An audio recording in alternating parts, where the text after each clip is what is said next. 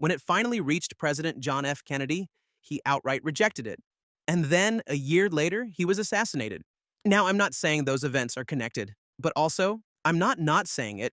Operation Northwoods was never carried out, but it stayed buried until 1997, when the Assassination Records Review Board declassified a mountain of Cold War documents, including this one. That's how we found out the US military seriously considered false flag terrorism as a tool of foreign policy.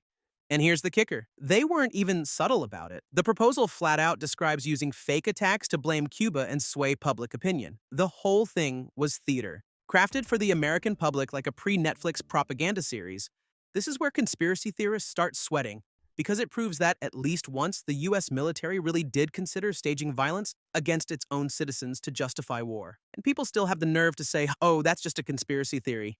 Buddy, this one came with a memo. Operation Northwoods didn't launch, but the mindset behind it never really left. And once you know your government was willing to fake your death for a headline, you start to look at a lot of things differently. But don't worry, they found other ways to turn against their own people. No need for fake bombs when you can just dismantle someone's life from the inside out. They traded explosions for surveillance, fear, and a whole lot of paperwork.